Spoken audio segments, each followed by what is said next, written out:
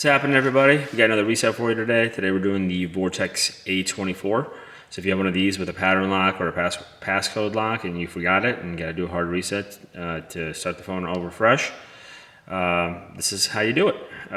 Just as always, we'll be putting up a bunch of more hard resets and teardowns. So if you guys find this helpful, like, subscribe, share. We appreciate all of that.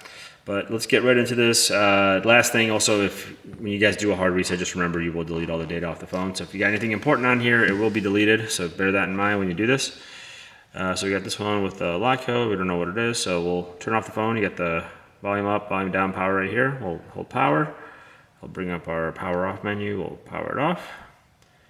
So once the phone is off, we're going to hold volume down and power at the same time.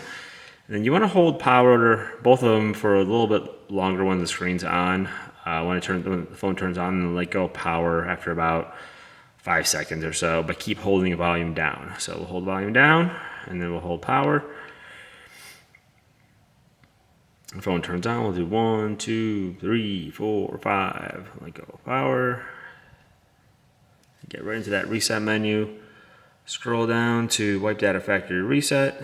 With the volume buttons, you scroll up and down with the volume buttons, and your power button is your enter button. So we'll hit enter, wipe data, confirm again with the power button, confirm. Now it's deleting.